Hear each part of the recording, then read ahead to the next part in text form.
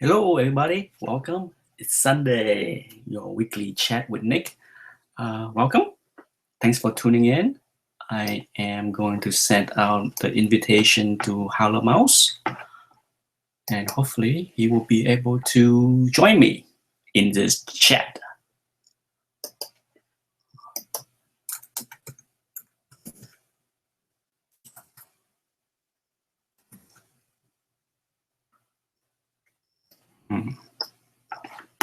Maybe I need to add him to my Google Plus thingy.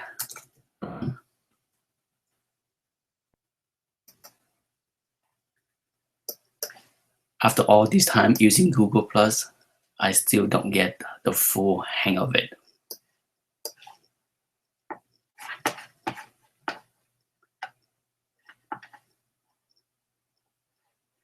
I'm not even sure if I know how to add him to my Google Plus Hangout. Okay,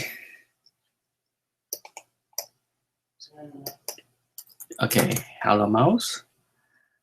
Hopefully this will work. If not, I don't know.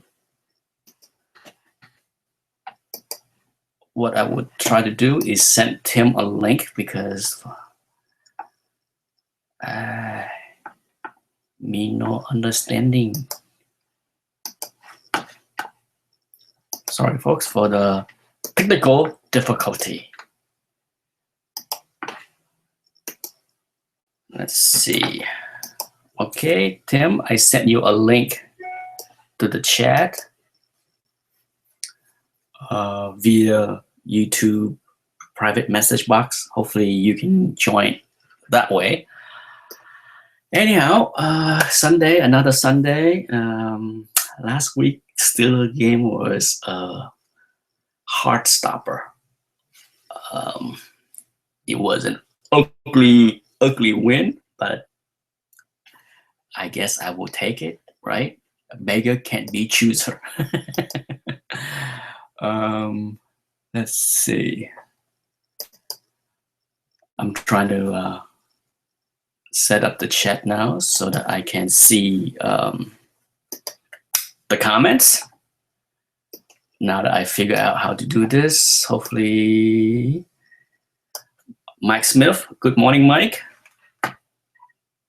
I see your message, so everything is working properly. Last week, there was a couple exchanges with some viewer regarding cover photo, Vincenzo C, I believe. And I told him that I have some Star Trek book and Gold Key Star Trek. They usually have photo cover, but unfortunately, all the issues that I have do not have the cover. All they have is this little thing. But here is my small stack of Star Trek book, in case anyone cared to see what they look like. I like this book. It's one of those things where if I see them for cheap, I'll pick them up. But I have just a handful of them, as you can see. They have awesome covers. Look at that. That's a pretty cool covers. And this one,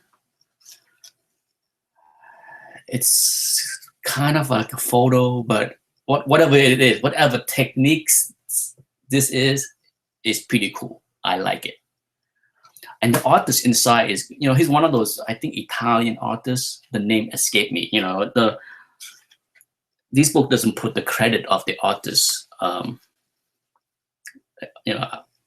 didn't bother to look up his name before I make the video, before I launch this chat. But if you are a big fan of Al Williamson, I think you will enjoy the art in this book because it's very similar. It's very similar to that kind of art, very realistic, not the typical superhero dynamic action kind of art, but the drawing is beautiful inside, as you can see.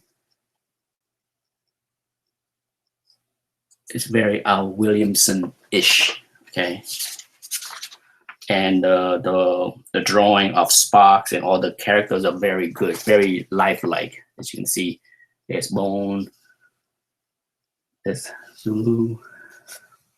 Sparks is awesome. All the drawing of Sparks are spot on.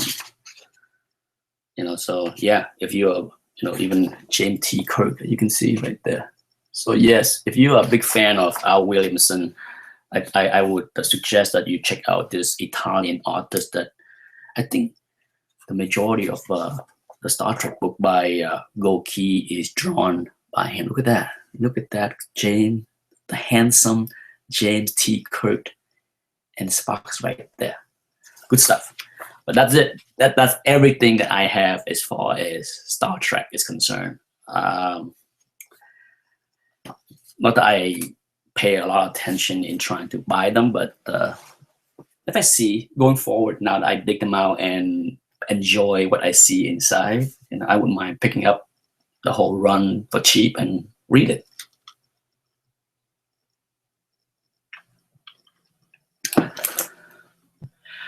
What Mike Smith asks, what do you think of Damien Dark? Not familiar with the character and how he is in the Arrow TV show. He's a new villain, right? I'm familiar with the actor, seen him in many things, but I can't say I know much about him.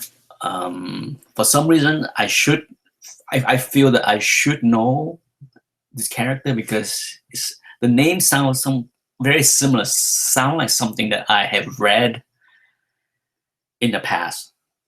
But for sure, as of right now, I am completely clueless. And so far with the show, I would have to say that in the order of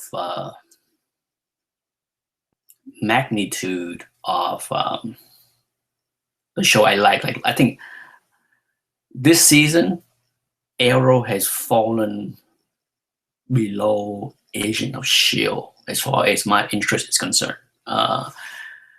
Gotham has fallen down to the bottom, and I actually think Flash has risen above Arrow for me.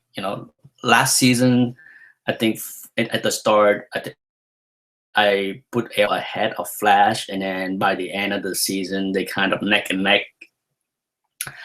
And then by now, Arrow is ahead. I'm not crazy about the typical daily, weekly villain that show up in Arrow.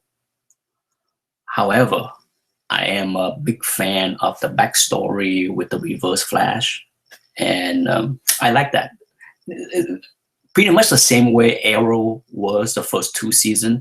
The backstory with him back on the island was much more interesting than him doing his crime fighting in the city. So they are following the same kind of formula as far as storytelling, and I think it works. For me, it works because I'm invested in the show and keep watching it more so because of the backstory. The other stuff, the dynamic of the cast, it's okay. I don't hate or love any particular member of the cast or team, but I do have a dislike for many of the villains. That's my biggest gripes with the show, is that this seemed like an endless string of C-lister villain that have all this power because of the same event. This one event has spawned all kind of kooky characters, and if they keep doing this, then they're gonna run out of room in the basement to house all these meta-humans.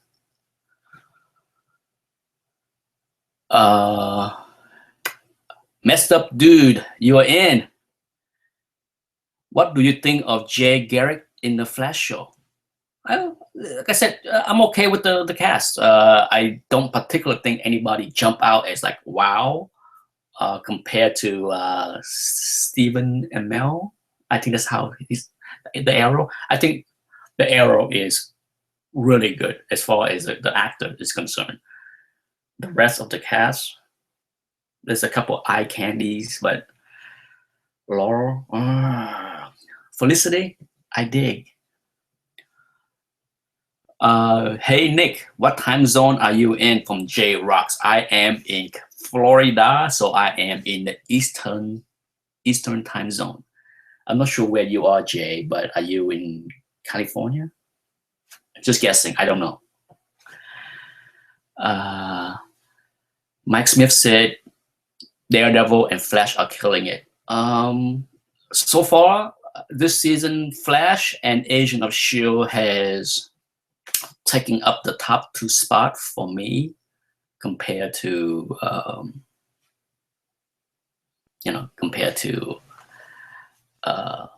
Gotham and Arrow. Arrow is still watchable, but Gotham has got to a point where I don't think I can watch another episode.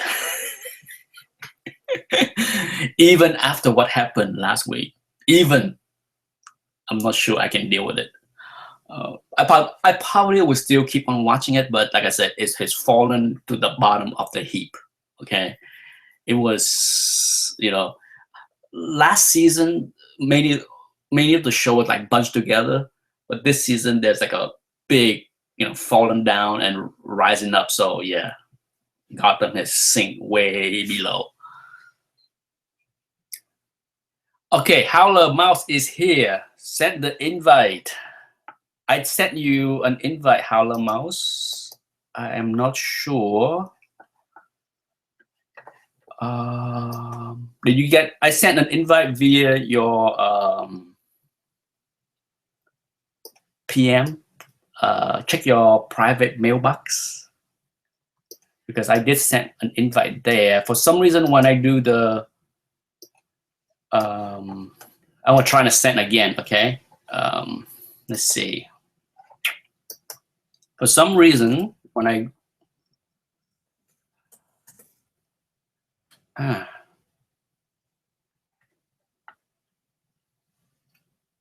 yeah, I don't not sure why you don't show in my Google Plus circle. Perhaps you need to add me into your Google Plus circle, and the same, I need to add you into my Google Plus circle. I seem to have all kind of technical difficulty whenever I go into a live chat with someone new. Hopefully you can see my invitation. Howlermouse, Tim. It's Tim. Yep, J-Rocks, yep, West Coast, baby. As far as the contest announcement, I appreciate everyone that want to participate so far. Hopefully I will get a few more. As I may have mentioned it, but if I didn't, the way I want to run the contest is if we have more than 10 people, then I will have to randomly pick 10 out of whatever number it is to participate. If I have less than 10, then I will take the $100 prize and divide it evenly for each contestant, so that I still give away $100. Okay, so that's my plan. That's what I want to do. So if you're interested, I think so far 6 people have expressed interest in playing the trivial game with me. That would be a lot of fun. Trust me, I have full expectation that it's going to be a lot of fun. But for those that are still interested in playing, go ahead and go for it.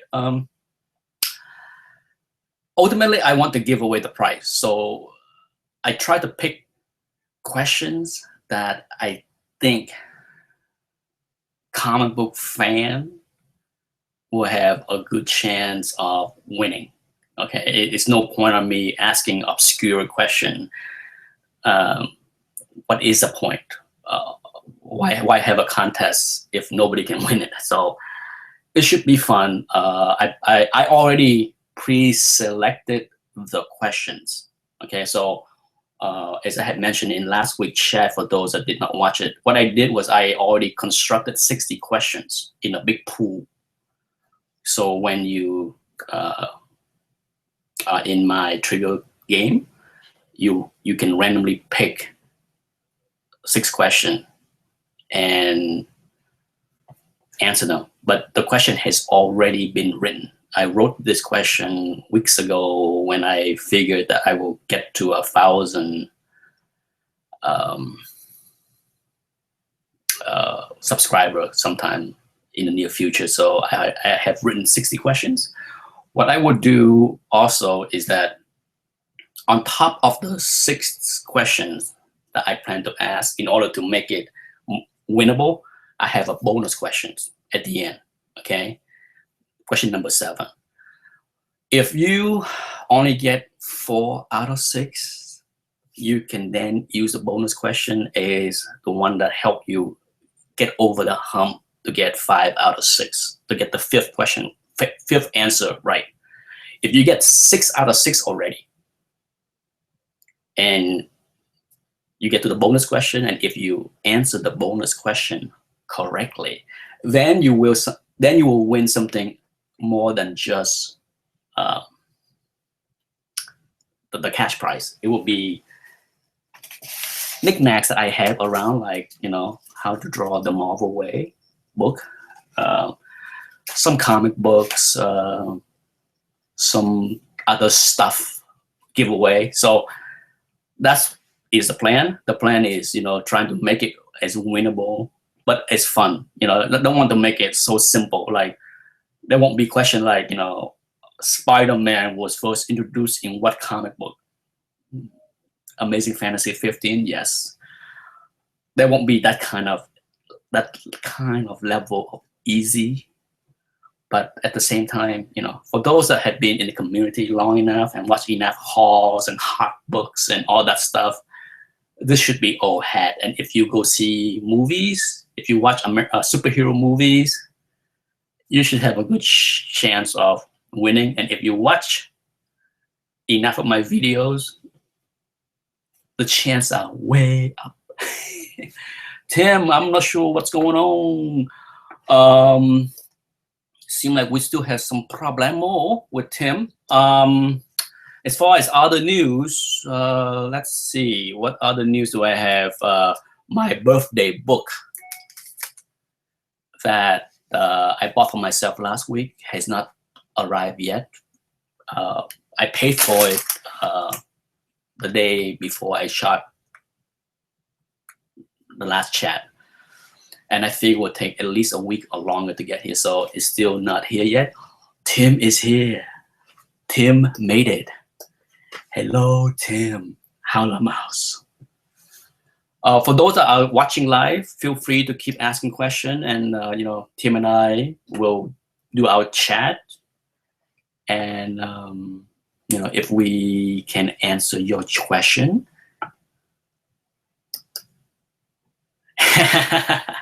Mess up dude say, we won't win the original art on your wall. No. unless my son drew something and I put it up there. Are you more excited for Alias or Supergirl? J-Rocks. I have to say I'm more interested in Alias than Supergirl, in all honesty. I saw both trailers. I probably will watch both shows. You know, I give every show a fair chance to impress me. But from what I see so far with Alias, Jessica Jones, as many will know her, I kind of like it. You know, I like the tone. It looked strange. I mean, I know nothing about the character, and I chose not to know anything.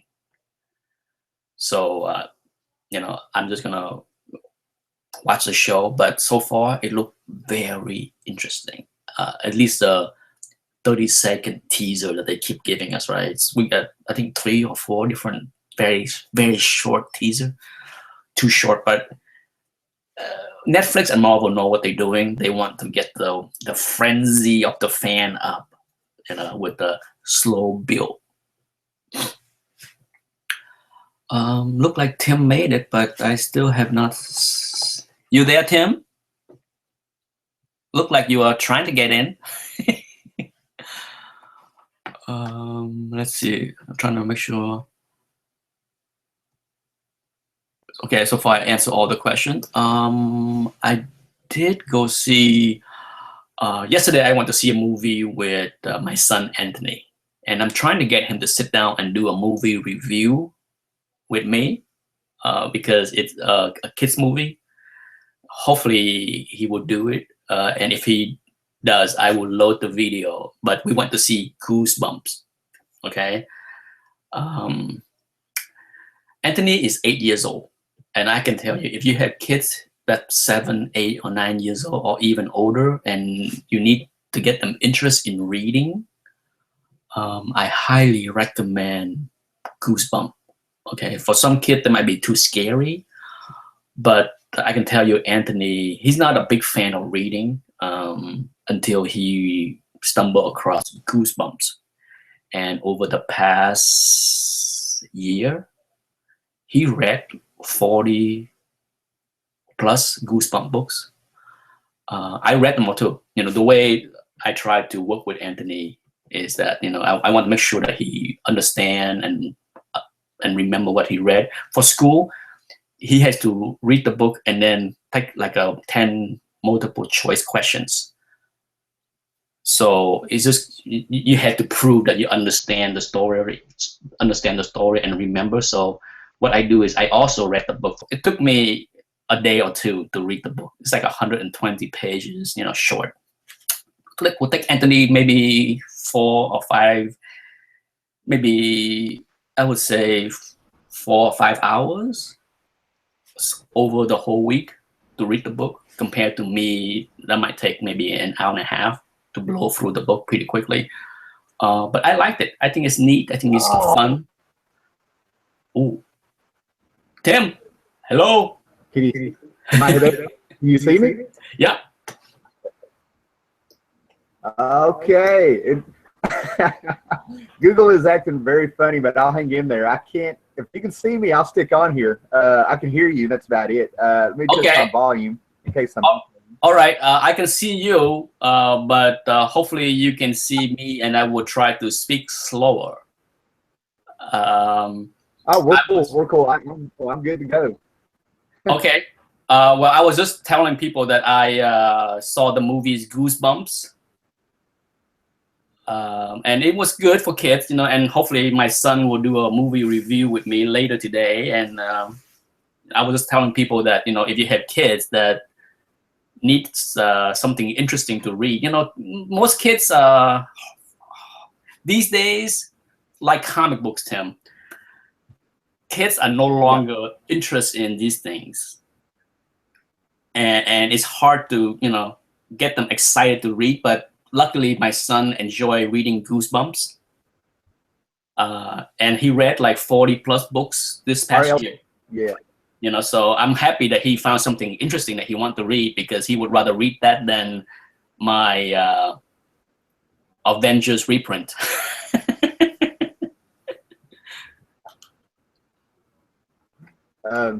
Yeah, I've worked in schools for 5 years, elementary and middle school, and I'm done with that. I moved on to other things, but you know, it was things like books like Captain Underpants, which some schools have banned.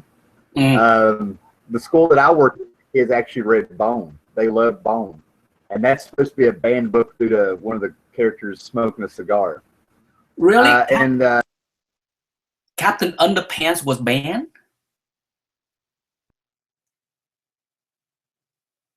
I didn't realize Captain Underpants was banned. Look like I might have lost him. But Anthony read, you know, for those still watching, if you had kids Anthony's age, he read the Goosebumps. He read Captain Underpants, and he read Diary of the Wimpy Kids. All those books. So he read that, you know, last year he read probably 50 plus books. So I was very pleased that he shown enough interest to read something like those books, and he liked them, you know. So his reading skill is pretty good. So, you know, for his age, I'm pretty happy with that. Look like Red Vitamin Blue has joined the chat. Hello, my friend. Where have you been? Do you think the Hellfire Club and Legion TV show will work?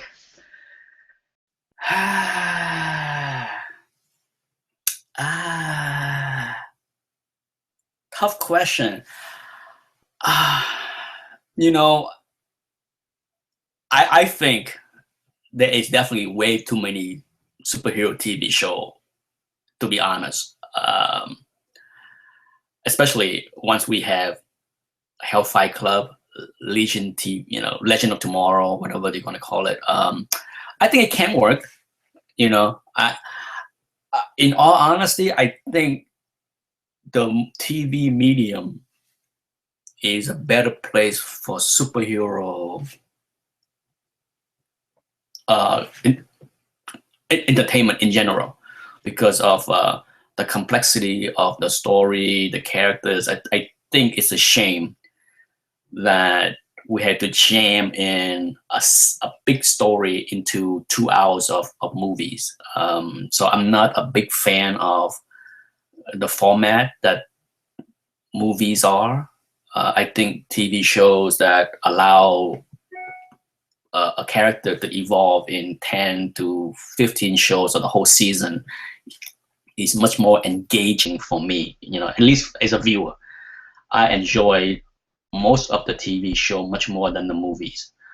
I can tell you, I saw the Avengers 2 movies again in a theater. It's rare that I see superhero movies twice in a movie theater, and I saw it again and I fell asleep halfway through the movie because it no longer hold the interest for me. So, I can say that, I'm probably a harsher critic than most comic book fans are when it comes down to superhero movies. When I hear a comic book fan talk about movie, it's always, awesome, it's excellent, it's the best, whatever, 4 out of 4 star. For me, it's very rare. In fact, I don't give that many superhero movies 4 out of 4 star. To me, a movie get a 4 star out of 4 would be something that hold my interest. I can rewatch that many times and still love it. I can name many movies that I give 4 out of 4, like Shawshank Redemption, Silence of the Lamb, Aliens. There's a whole bunch, but I find that even the best superhero movies out there, I cannot watch it even twice. So for that, there is no way I will give any of them 4 out of 4 star. Tim, you back? I'm so sorry, Tim. Here, all right. Okay.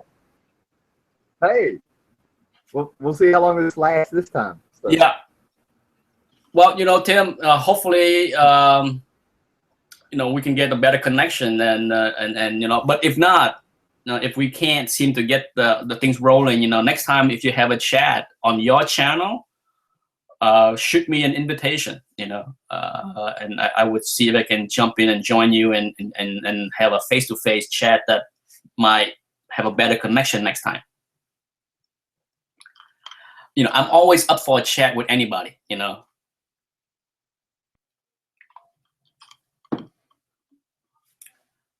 Look like Tim is having problem again.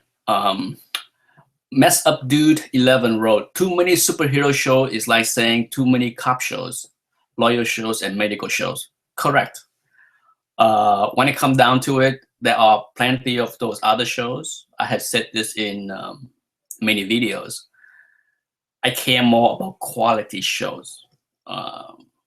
Just like movies, someday the superhero movies won't be 6 or 10 per year like we have now. Someday we might just have 2 or 3 good ones, and that's fine. Just like TV shows. Is there too many cop shows and doctor shows and firefighter shows and all that stuff on TV? At the end of the day, the good ones stay around. And speaking of good one, I was pleasantly surprised with Fear of the Walking Dead. For those that watch the show Fear of the Walking Dead, let me know what you think. I watch all the zombie shows. I try to, but like Z Nation, whatever that show is, unwatchable for me. And then iZombie, not for me. But I enjoy The Walking Dead, and I was pleasantly surprised at how much I like Fear the Walking Dead. It's really well written. You know, at the end of the day, whether it's superheroes or cop shows or firefighter shows, it's about how well the character is written, how well it's acted. So, you know, I care more about that, and I can tell you, there's nothing good. There's a lot of bad superhero written shows right now, in my opinion. I just don't blindly watch them because they are superheroes and I need to support. That's just crazy, in my opinion. You know, there's a lot of people that feel that there's a need to support the genre. They don't need Disney. They make tons of money. They don't need your support. They don't need you to watch the show. You need to watch the show that's good to tell them to make good shows instead of put out the garbage. Comic Horde 410. Welcome, Matt. Yeah, Howlermouse. Sorry, Tim. Sorry for the connection. Could not work. But we will try it again. Like I said, if you want to invite me to a chat on your channel, I would be happy to try to make it. Jean, Paul, Peter. Yes, unfortunately, there's some major technical difficulty with Tim, and he could not link in. He tried 3 times, and it froze up on him and kicked him out. Sushi X. It looked like a whole lot of people is in today. Thank you for joining, Sushi X. Have you enjoyed your new book? Is it in hands?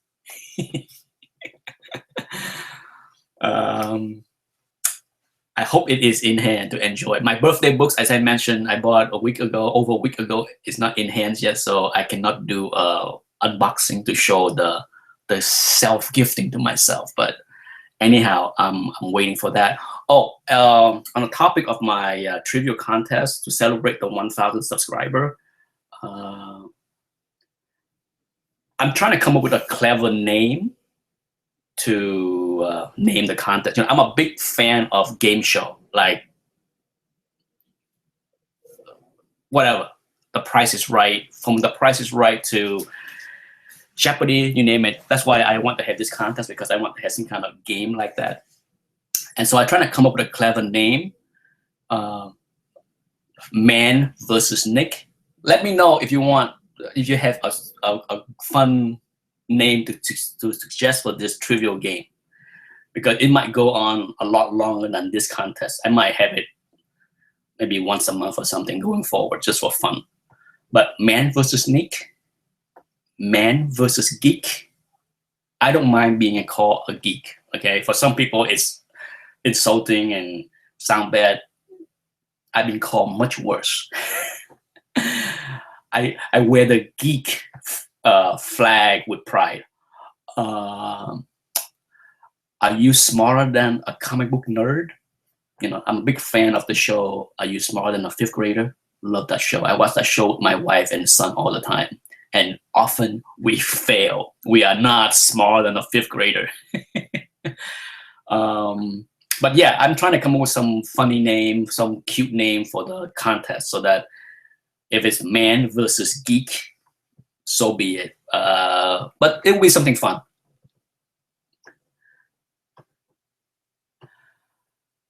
I am awake, Nick, for once. Comic preacher. Oh, I got a lot of comments today. Must be my day. You guys are all up early on the West Coast. J Rocks, Nate, can you still get these at a reasonable price? You mean the I'm not sure which one. Are you talking about these? I think that's what. If your question are these books cheap? I say yes, very cheap. Any comic trades or graphic novels coming out that you are interested in?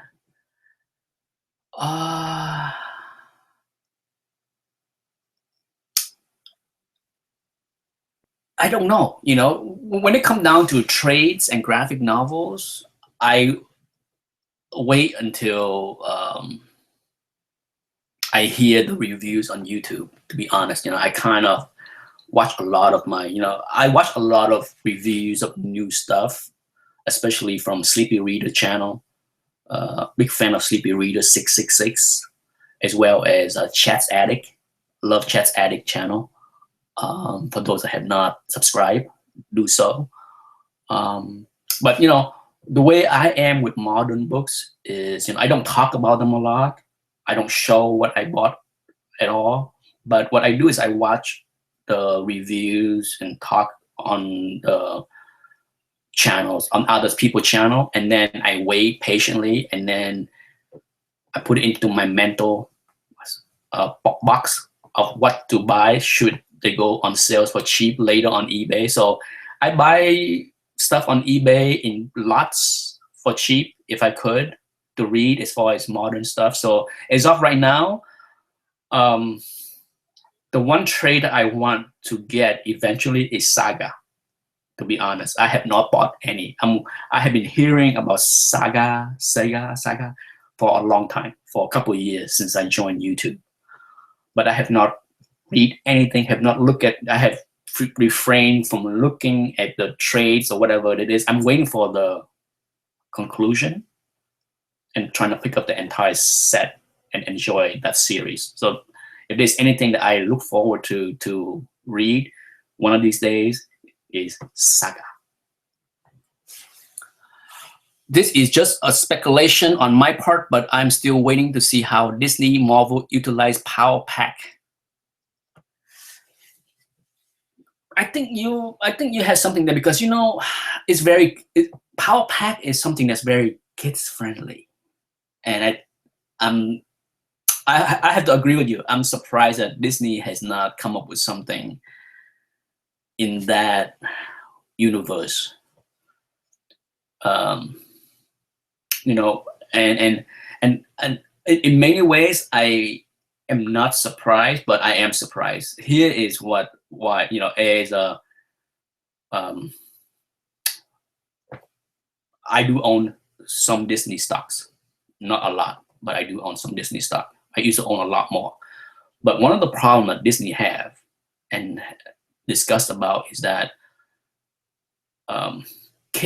young kids these days are no longer consume TVs and movies in the same manner as kids were, say, 5-10 years ago. That's why Nickelodeons and Disney on cables are getting crushed. They are losing a lot of viewers on those channels because kids, like my son and his friends, they don't watch TV. They don't watch Nickelodeon. They don't want to watch SpongeBob.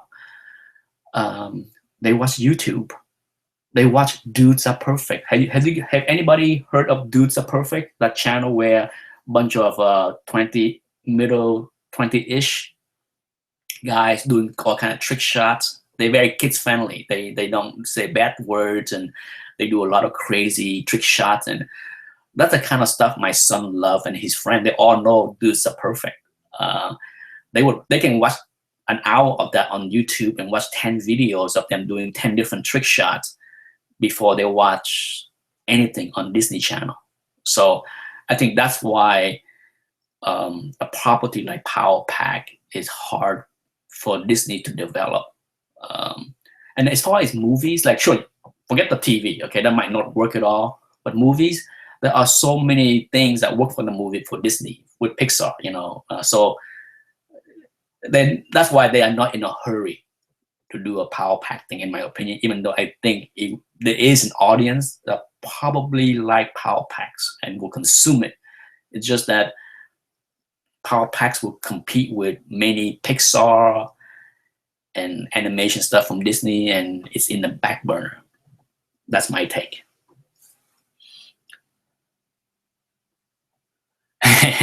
J Rocks wrote Spider Ham Pixar movie would be awesome.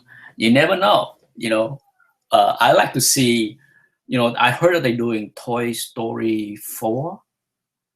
It would be fun if Toy Story 4 would have a bunch of superhero action figures.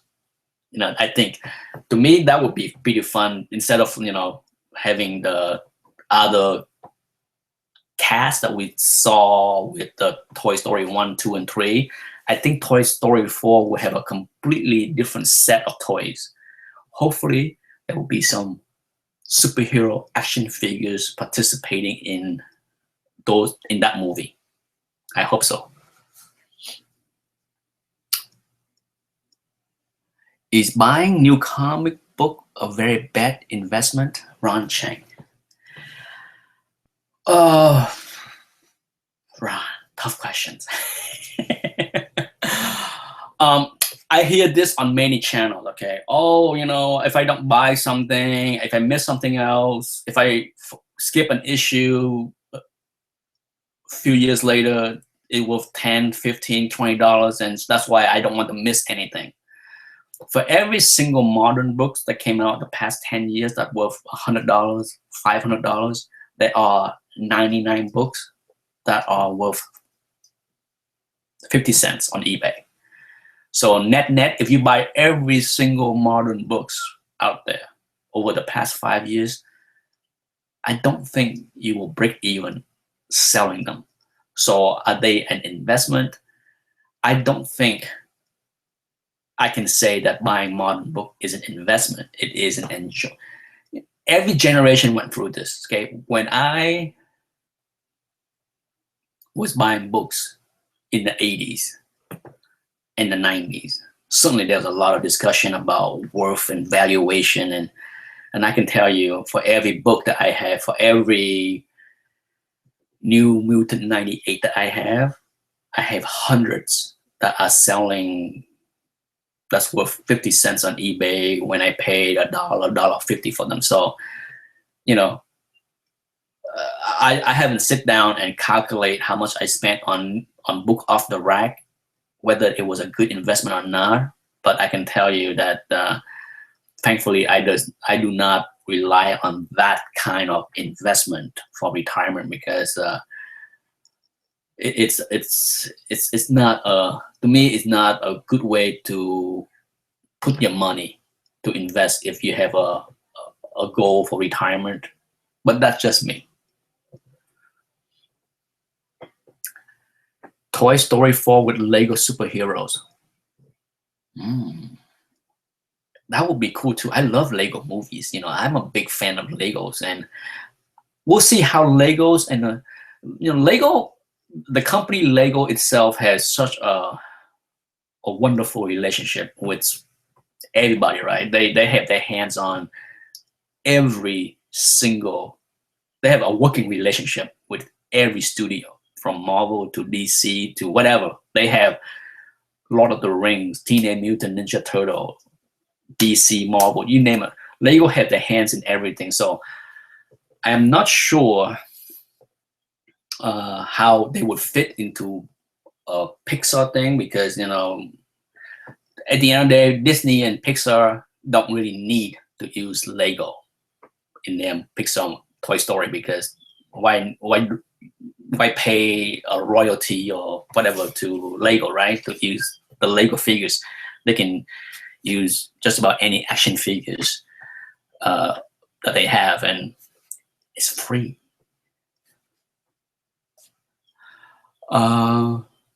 Subs versus Nick is a recommendation that the comic preacher said.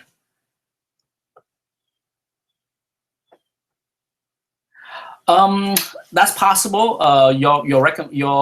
Nate wrote that for the contest, the trivia contest, maybe having 3 people involved in each video, 1 contestant versus Nick, and then the 3rd person is a moderator. At first, Nate, when I thought about this contest, I actually came up with my original idea was having 3 participants, 2 contestants versus I'm the moderator. Okay, So I will pose a question, and both contestants were trying to answer in different orders. And then the one that had the most points, get the most answer right, win the prize. Originally, that was my intention. But knowing how difficult it is to get sometimes 3 people in the chat and had the video function correctly, that's why I narrowed it down to 1-on-1.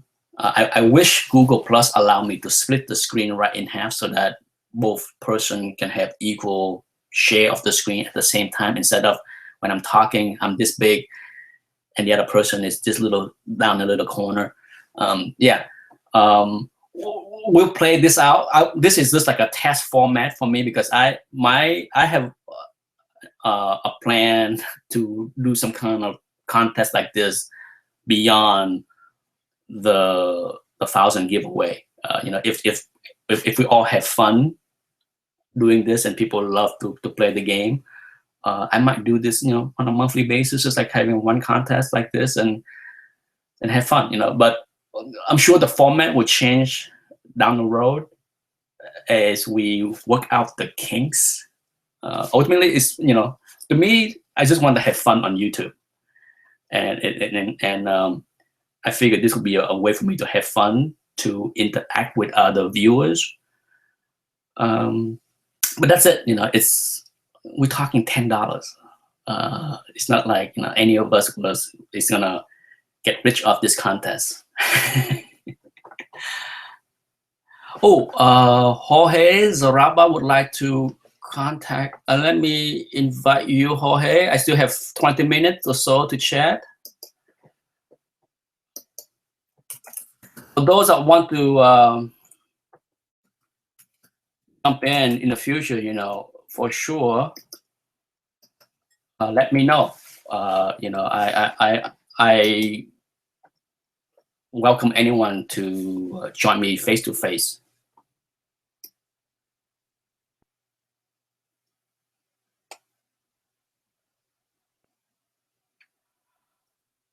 Ron Chang asks, why is PGX a very bad grading? Is bad at grading? PGX, a lot of controversy. Okay, maybe I need to do a separate video to talk, because this would take a long time for me to explain. But at the end of the day, PGX has been around a long time, and I have my own opinions on what they could have done or should have done to have a bigger presence in the grading business. The one thing that I seen for sure is that whenever I see videos of people complaining that CGC is so tight, that's why they submit to PGX to get a higher grade. And the high grade slabs sell for less than CGC. What's the point? Is there a PGX books out there that sell the same price as a CGC in the same grade? Or even if you look at a 9.0 CGC slab and a 9.2 PGX slab of the same books, are they even sell the same price? So what's the point? Is a need to have a higher number on the top left that important? For some people, the answer is yes. Jorge, I did send you an invitation. I'm not sure if you get it, but I did send it. Let's see. I'm trying to make sure I answer all the questions. I appreciate everyone asking a lot of questions. I'm trying to keep up with the viewers. Let's see. Comic Preacher said, yes, this would require only 2 people in chat, not 3. The third person would observe the chat and type the Q question in comments.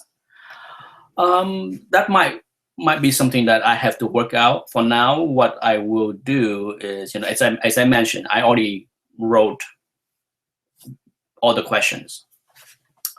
And what I would do is, let the person randomly pick from 1 to 20 the questions, and then I'm just going to ask them. And then once the person asks the question, I will cross it out.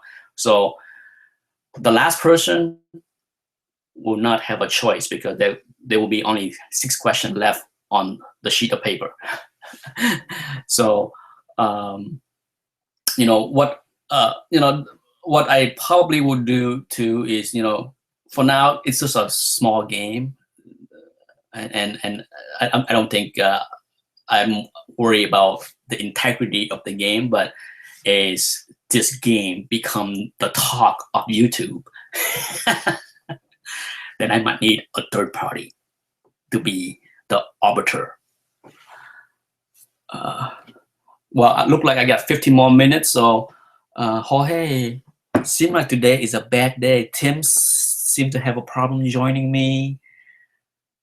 And then seems like Jorge might be a problem also. I'm trying again, Jorge.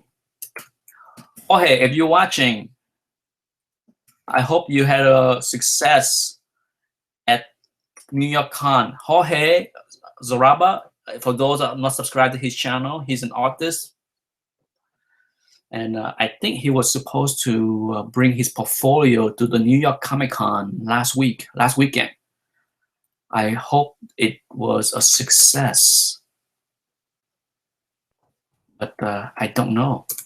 Seems like I have a hard time. I sent another invitation, Jorge, if you're watching. Mike, thank you for watching. See you next Sunday. Mike is tuning out. Let's see. I am continuing on my scanning and grading of my collection, and I shot my next collection video. I will load that probably tomorrow. I try, not to do things, put too many videos out there. I will get the thumbs down. I'm flooding YouTube with my face. But yeah, so I shot another video of my collection. It's definitely not for everybody, just give you a hint of what is in the video. It's a genre that may not fit everybody cup of tea. So I don't expect a lot of people will care to watch that video, but for those that like that genre, I think they will be happy to see what I have in my collection as far as that genre. It's a good video. I'm glad people like what I did with the collection video, because I changed it up a little bit, where I shoot the books and then I give a close-up look on some of the nicer book. It's just, I always trying to break up the monotony. It's just, if I sit there and flip through 100 books, it'd be boring.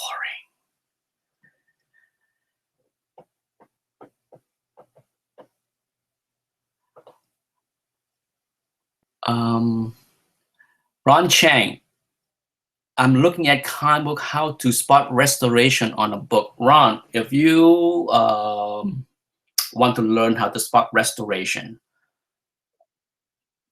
as a start, if you watch my very first grading video, I think the first grading video is restoration checking on color touch. And I made a few videos talking about the difficulty with trimming, how that's very difficult to spot. But for sure, joining the CGC forum, once again, I want to recommend people to join the CGC forum to learn a lot about the hobby. I learned a lot about the hobby. I can't say enough about how wonderful the CGC forum is as far as resources. There's a lot of wonderful, smart people there that can help you. So Ron, if you want to learn about restoration, there are a special section in the CGC forum that deal with restoration that show a lot of examples, okay? Jorge, you made it. Yes, I know, finally. Can you hear me? I can hear you.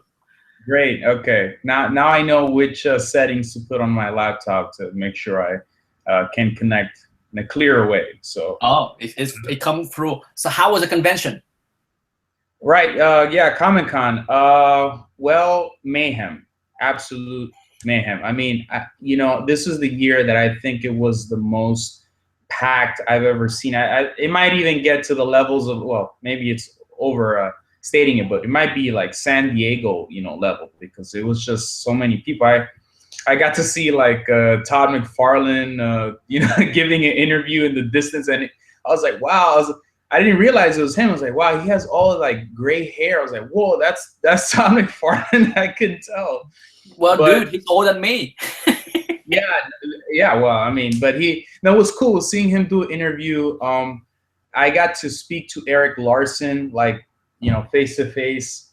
John Paul Leon. Those are the two guys that I like actually like their work. So I went straight to those guys, and yeah, it was really cool. Eric Larson was one of the most down to earth people. It was so much fun, and he just sat there, and he was eating a hot dog, and I said, could I show you some of my pages? And he's like, yeah. Let me just finish this hot dog. So I walked around, and I came back, and he looked at my stuff, and he was like really cool, and all these other people gathered around us, and so we're talking about the pages and he had some Savage Dragon pages right next to him. So I was looking at his stuff, he was looking at my stuff, and it was like one of the coolest things. He was really a nice guy. And John too, John Paul Leon, really nice guy. I mean, I met him years ago, but he didn't remember me. He looked really different than I last saw him. He used to have a goatee. He shaved it. He's much leaner now than he was back then. His hair was gray again. So it was very interesting, but really nice guy. He really liked my stuff. So it was like amazing, right? It's like, listening to artists that you like, and then they're talking to you, and yeah, anyway, so it was really fun. Well, yeah, I heard New York is getting bigger and bigger and bigger. It seemed like the last 5 years, every time I hear about New York Con, it's just like, this is the biggest year. And then the year after, this is the biggest year. And the studio are starting, at least to me, it seemed like the last 2 years, they start to launch big headlines at New York Con. Yeah, I think, I mean, this year, I think they focused a lot. Well, first of all, I think it was just a lot, whatever they had, it was much more fun, because I do remember somebody telling me, like, last year wasn't that great, but this year it was like, and so many people, dressing up, and I was happy that I was able to meet a lot of the people that I sort of wanted to meet. But of course, in terms of like editors, like I went over to a DC booth, and I asked one of the people there, "Is like, do you guys have editors for portfolio review?" He said, "No, not that I know." So I was like, all right. So then I left and went to some Marvel tables. And I was like, so do you have any editors? They're like, we don't know. So it was not like a formal thing like maybe 7 years ago, where there was a place. Like I remember going to Joe Quesada, and I was like, you guys are looking for portfolios? And he was like, yes, upstairs, table, whatever. So it was quick. But I think now it's like, I mean, I don't think they do that anymore. I don't know. So yeah, I think just from a pure outside observer, okay, I think you probably have a better shot approaching, say, the Image, the Dark Horses, because I think Marvel and DC, the big boys, are they seem to be shrinking, right? They got. See, to me, it seems like they got more talents than they can put out books. I'm not sure how the market is for a young newcomer. I just think that you just have to take a shot at being going independent. Yeah, I think Eric. I think John Paul was sort of saying that too, and I did speak to one other artist. He's an artist that he draws. I think he does Avengers now, but he's a French artist that works for Marvel. And he was telling me that I had a style that was a little bit kind of it didn't look like a traditional or at least modern comic book style, American comic book style. It was has a little bit of that European influence. So he was saying like, you should, maybe either self-publish or go to the independent route, or look for, publishers that are like French or European, because maybe your style much easier transition, in that kind of a place. But I don't know, so yeah, I don't know. It's tough, man. I had to say, best of luck out there, because it's such a hard field to break into. It's people. I think comic book fans don't understand how hard it is, but to me, it's worse than trying to break into like the NBA. Yeah. Right. It's so I think because of that, I am in a camp that if you are creators that are able to make a living doing this, you should be very thankful, because it is because at the end of the day, not everyone that is out there making a living are better artists or writers than many people that are trying to break in. They just happen to get their foot in somehow, luck, right timing, and they stay there. But it is so hard, it is. I have seen so many young folks over the years trying to break in, and and that's why I'm in many ways I'm so happy that companies like Image and Dark Horse and whatever other independent company can make it, because I'm a big critiques of books being so expensive, especially like $3.99 or whatever it is. But in many ways, that model allow small publisher to exist, because like years ago, right? If you work for Marvel and DC, and if your book does not sell 200,000 per month, you're gone. Yeah, because it was 50 cents, right? Yeah. 50 cents cover on 200,000 print is not a lot of money to be spread out between the people that print the book, the big boss and the writers and all the other people. But these days, when you have books that are $3.99, even if you sell 20,000 copy, that's a lot of money. Yeah. But no, it was entertaining. But I think earlier, I think on your chat you were talking about like movies. I think, right? Like they were going to do. I think you read somebody's comment that they should do like a Spider-Ham Pixar Twitter. It's interesting. It's like I was thinking about it the other day. I was like, I think you mentioned that they were developing a Toy Story 4. Yeah. Is that true? Yeah. Really? Pixar has announced that they're doing Toy Story 4, and I believe it's gonna be different than the universe of. Well, I believe some of the characters are coming back, but not everybody. I heard the storyline, and it's had to do some kind of like I think Jessie the cowgirl. Yes. Is not.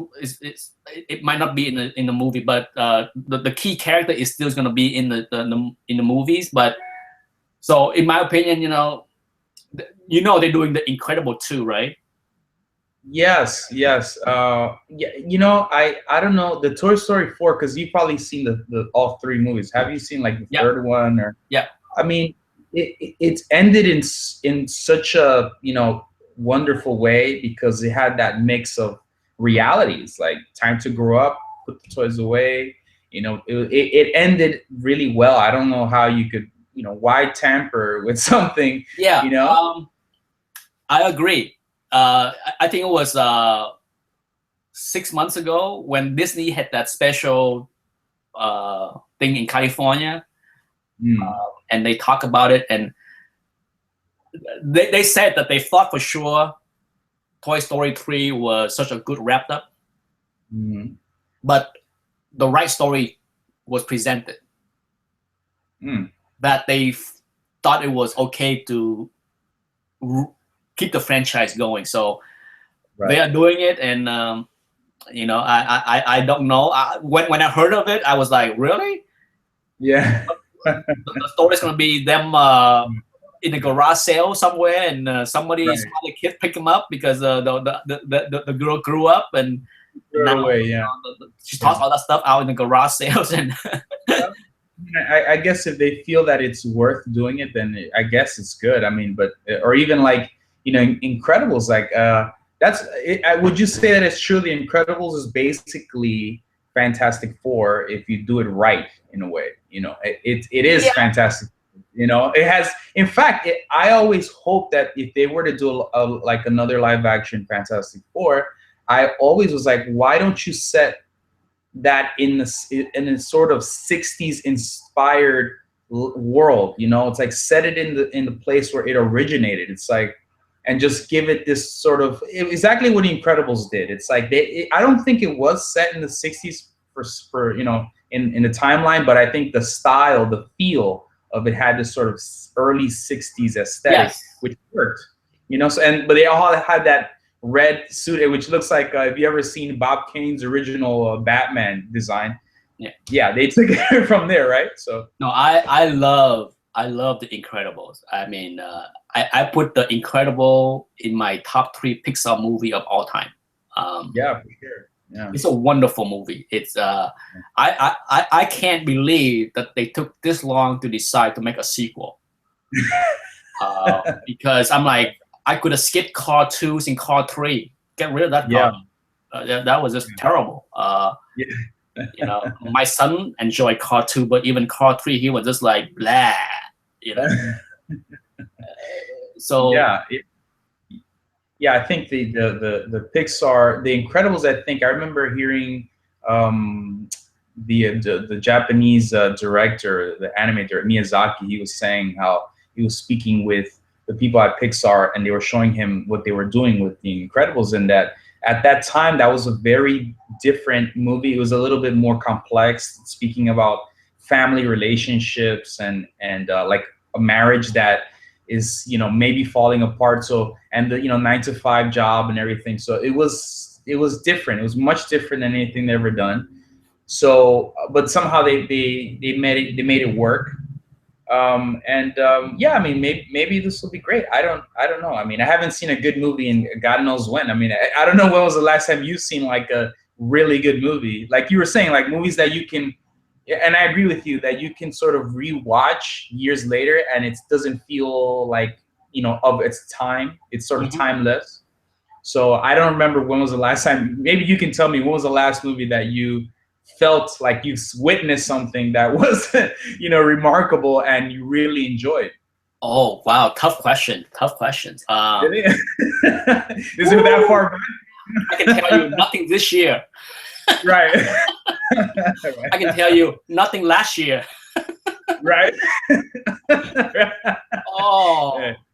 I'm telling you, a lot of my friends tell me that I'm so harsh as a movie critic because I barely give like many superhero movies 3 out of 4 star, and I'm just like, that's same as me though. Same as me, yeah. I'm just like, how can I give anything 4 out of 4 when I can't even bear to watch it a second time?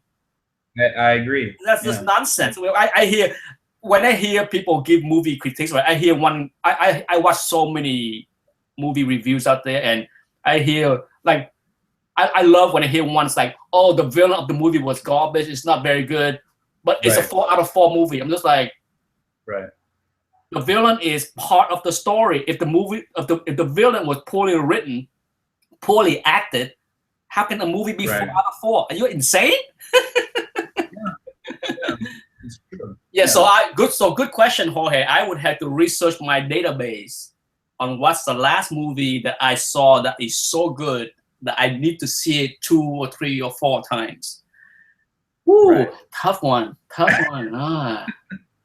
Right. So obviously then it's been quite a while. Obviously, it's yes, it's been quite a while. And like I said, I saw Avenger 2. Yes. In a movie theater. That was a mistake. Right. After I saw Avengers 2 in the movie theater the second time, I'm just like, why did I do this to myself? Because this is Right.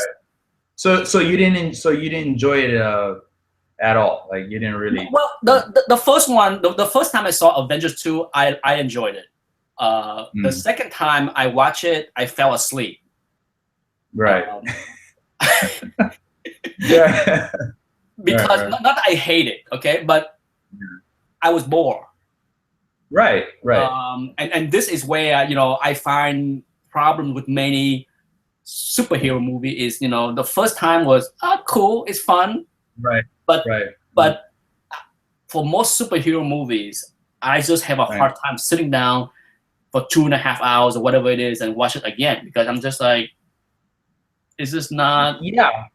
Yeah. You know what? I have a sort of a theory about that. I just think it's sometimes, let's say you sit in a theater and you a lot of these superhero movies, by now we've seen basically, there's nothing that we have not seen in a superhero movie at this point. When it comes to effects, I mean, we've seen it. And I think it's just like you get bombarded with the constant explosion, the musical score. By the way, musical scores that are not memorable. They're just like these generic, filler musical scores. It's not like the Tim Burton Batman theme that you remember, right away. Oh yeah, it's like, it's a very, very, signature theme. But I think you get constantly bombarded, and by now we're sort of numb to it. It's like, okay, like it's not interesting anymore because they give you so much. They give you the colors and the explosion. But so to me, like, I agree with you. That's why personally, whenever they announce, like, I actually didn't even care to see the first Avengers. I was like, yeah, all right, great. When Avengers 2 came out, again, I was like, I mean, I don't really care. So because I think I've seen other films that are not superhero related that grab me much more. Like, for example, there's a movie that I saw maybe 2 years ago or maybe a year ago. And I don't know if you've seen it. It's a Ron Howard movie. It's called Rush. I don't know if you checked that one out. Very underrated. Yeah, it came out, but it came out around the same time as the Ang Lee movie Life of Pi. They came out around the same time. So Rush, an extremely good movie. Ron Howard, I think he just cares about one thing: story. Like everything else, we'll figure it out. But the story is there. So it's just a story about for two Formula One race car drivers. And I'm not a big Formula One guy, and yet because of the personalities there and how they butt heads and they're so different. One guy is this like playboy, the other guy is this very cold, technical guy. I highly recommend. That was the last time I saw a movie. I go, yes, that's a good one. That is heard good. of the movies. I did not see it yet because it had Chris Hemsworth, whatever. Yeah. The guy that plays Thor, right? He's in there. Yeah. Yeah, I'm telling you, even with this conversation, I'm just like, what is the last movie that I say? Yeah, like, yes. Yeah, right. It's more like. Yeah. Or actually, okay, that was not the last one. The last one was a movie called Whiplash. Highly recommended, about a young a student who goes to music school to become a drummer. Oh my God. It makes you look at the arts and how some people are absolutely just insane with trying to be the best at something. It's sick. I mean, it's amazing. It's, so I highly recommend. That was the last time I go, and I stood up and I clapped and I said, well, it is on my must-watch list. So whenever Netflix or whatever cable thing show that movie, or if it shows up on my cheap theater, I will go see it. It's on my list to watch for sure. Rush is on my list to watch for sure. But yeah, I have to say the last 2 or 3 years has been fairly disappointing. It's nothing that I watch. And even, are you a big Ridley Scott fan? Yes. I mean, I think when he's great, he's great. When he's no good, it's just terrible. But he's so talented, extremely talented. So have you seen The Martian? No, I haven't seen it. It's good. I did the review. Okay. Yeah. Well, so you don't have to see it. I give it 3 out of 4. So it gives you an idea of what I think of the movie. 3 out of 4. So not quite 4. 3 out of 4. It's not a 4. Okay. It's not something that I might see it again on cable later or Netflix or whenever it show up to see more, but it's missing a little bit of something for me. It's almost there. It's one of those movies where I could have given it 3.5 out of 4 in hindsight. So what was it lacking? What do you think? Was it missing? Wasn't the performance? Right? It's missing the human drama. Okay. Okay. Have you seen Cast Away with Tom Hanks? Yes. Okay. I think Matt Damon did a very good job being stranded on Mars. But I felt Tom Hanks show a lot more desperation. Right. And then maybe because NASA is a bunch of, to me, it portrayed NASA as maybe stereotype as scientist geek as being not emotional. Right. To me, it's just like, if you don't care to spoil some of the stuff, then I can say more. But to me, I felt the stuff that's happening on Earth, a lot of people talk like how wonderful and this actor should be nominated for supporting. I'm just like, they were okay. Right. Nobody on the screen, as far as on Earth is concerned, at NASA is like, that performance was so awesome. I'm like, they act like a bunch of scientists that walk around and say, oh, should we save him? It's money. Yeah. It's to me, it's lackluster in the Earth as far as the emotional impact that I want to see. You're talking about, without giving away too much, you're having a guy stranded in Mars, right? Right. And you have everybody at NASA trying to figure out a way to rescue him. That's right. Yeah. And there's one scene where the whole Earth are celebrating with him on the screen. I'm like, one quick 3 second of the crowd in New York Square. Woo! Yeah. I'm like, that to me is missing because I want to see more tugs of the heart or emotion when all the failures that happen. Because it's not like, oh, that he's stranded and he's rescued. It's many failures and desperation. And there was a lot of oops, that didn't work. Right. Oh, well, move on. Right. Yeah, I see what you're saying, because Castaway did have a lot of scenes like that when things, went wrong.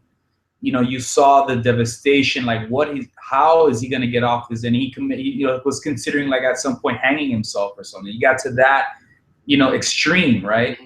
But in Castaway, Tom Hanks was all by himself, right? Because he's stranded and nobody know he's alive. So he trying everything to get back to civilization. Right. Here you have the whole Earth knowing that this one guy is there. And if you watch the movie again, if you go see the movie, I love to hear your thoughts on it, because to me, what happened away from Mars was a disappointment, because I'm just like, this is, maybe that's how the book was written. Okay. I had to say, sure, Ridley Scott went by what the book was, but to me, I would inject a lot more stuff into the Earth scene to make more. There's more to it, because it's just a bunch of scientists walking around trying to solve problem. And it was, to me, Apollo 13 showed more emotion with the NASA people than this movie did. Yeah, it's interesting. That probably is, I wonder what the movie would have been like had it been handled by a different director, because I think Ridley Scott is he's always been known more for being more of a visionary. And, when it comes to emotion and characters, showing life. He's not really known for that, so he's more of like the visual, the spectacle. But he likes his stories, but sometimes it depends on the project that he's doing, how well, how well he works with the material. So I don't know.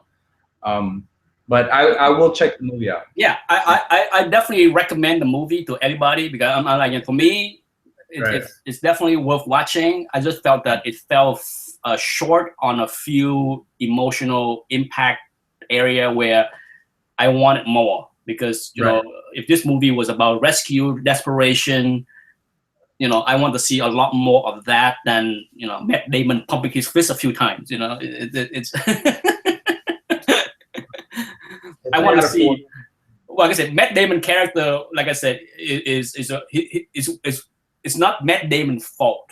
Okay. Okay. For me, I think it was, for those that read the book, I have heard a lot of comments that Matt Damon did a very good job portraying what was the character in the book. Right. And to me, sure, the writer of the book was a NASA scientist, right? Yeah. And then, so he's not, he's not the kind of guy that might be very emotional. Exactly. So he might be just, I'm a mathematician and I'm going to solve the problem. And right. So yes, that part I understand. But to me, to me, I would stray away from the book a little bit and add a little tears. No, because you can, yeah, in film you can do that. In books is you really, you be very poetic, but with film is so much more visceral. You can really, make somebody feel something done properly. So yeah, it's true what you're saying. It's like, maybe they could have given you more, or at least attempt to make you feel more, Yeah. That being said, though, I said the last 20 minutes of the movie was fantastic. Okay. So for me, the last 20 minutes was, as I mentioned in my review, was on the edge of the seat kind of thing, like, oh my God, can they do it? Can they do it? They are doing the impossible. But yeah, so the last 20 minutes was what, up until the last 20 minutes, I was just like, man, this movie is not bad, but it's frustrating because it's missing something. And then the last 20 minutes kind of like get me to the point where I'm just like, it's a good movie. It's yeah, okay. So it was that good. It kind of upped it, it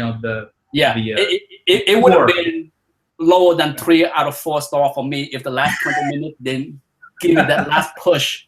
And there is nothing to complain about in the last 20 minutes. Yes. It's just like, did you see the movie? I'm just looking at the clock. It's 12:18. I need to go in 5 minutes. Yes. That one, the Christopher Nolan movie with McConaughey.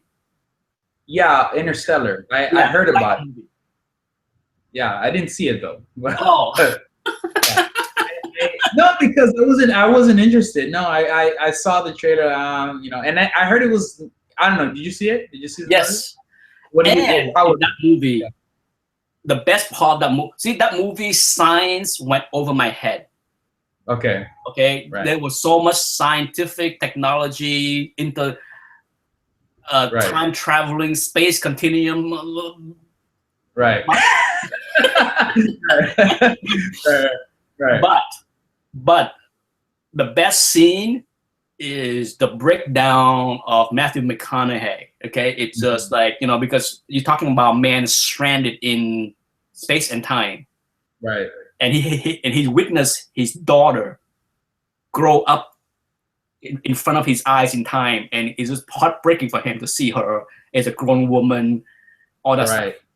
Right. And where that movie failed, which I will spoil it for you since you might not ever see the movie, is you're talking about a guy for the whole movie. His goal was to survive and get back to his family because he was trapped in space and time. Mm-hmm. He get back to her, she's older than him. That's brutal. He's on her dying bed. Oh my God. Yeah. And he came in, he grabbed her hand, kissed it. Right. That's it. Done. Bye, Mom. I'm going. Oh my God.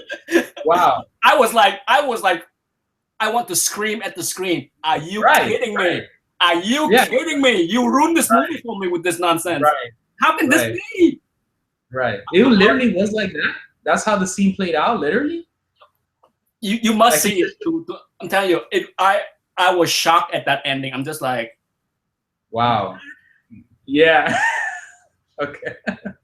Yeah. I mean, it was heartbreaking. It was the emotion tugging for the whole movie was awesome. And then that was it. He walked in. She's laying there dying, and he said, "That's it." Yeah. I didn't even see a tear. What? Yeah. Bad ending. Bad ending. Yeah. It was frustrating to me. It was just like, and and in the room with her laying there dying is all the whole family, her kids, her grandkids, and all. So he's like the long lost grandfather, right? Right. He walked in, didn't talk to anybody, grab her hand, kiss it, and then hold it for 5 seconds, and then that's it. Goodbye. He just left there like stunned. I was speechless. I'm just like, wow. Christopher Nolan, what are you doing? Yeah. Yeah. Yeah, I don't know. But I hearing you say that, I guess I'll check it out. I mean, not too interested by that, but I'll check it out because if you ever do, I love to hear your thoughts on it because, like I said, I have talked to a lot of people, and a lot of people love that movie. Okay, really? I hear it's like 4 out of 4 from 4 million people. 4 out of 4. I'm like, yeah. Sushi X said that his last best movie was Inception. Did you see Inception? Yes, I did. That's a movie that I saw first time around. Very confusing. First time around, just because the way that it was structured, it was kind of all over the place. But I actually enjoy it. I think it is a little it's a movie that tries to mix in Christopher Nolan's sort of like very intellectual style of filmmaking with an action blockbuster, and I think he did it successfully. So it's good. I still prefer like something like The Matrix. I mean, I know that might sound a little crazy, but I just think The Matrix makes it a little bit simpler, and it has a little bit more fun and some emotion, but not over the top. But anyway, go ahead. I agree with you. I like it. I like Inception a lot more than Interstellar because I felt that I didn't have a lot of complaint about the emotional connection with the characters and what was going on with Inception. Yeah. With Interstellar, I had a huge problem at the end. I'm just like, that ending was just. Well, that ending, it hurt. You say the film really, the ending. It kind of was culminating into a scene, and then you didn't get this scene that was supposed to, at least make you feel like, okay, we closed this story properly, maybe. It's like, because you're telling me there was not even like a monologue, nothing, like a long a speech, nothing. It's like going to see The Martian, and then in the ending when they rescue him, it's just like nobody on Earth celebrates. Like right, just okay, that's it, right? Okay. We just went through this, incredible rescue, and no big deal. Let's move on. It was just. But if you watch The Martian and Interstellar, you will see my complaint is very similar to both movies as far as the emotional problem. I'm not going to spoil it for you, but you will see why I have a major problem with Matt Damon character. Yeah. Because there's something missing on Earth with him. Okay. There's something majorly missing. And I think if I was going to stray away from the book, I would have written in those things, because to me, that would make the emotional impact more compelling. Right. Right. But I gotta go. Lunchtime with my family. Sure. Thank you, Nate, for sticking around. I see that Nate was still around for the last hour or so. And Jorge, hopefully you can jump in a little bit earlier so we have more chance to chat. I will always enjoy chatting with you. Okay.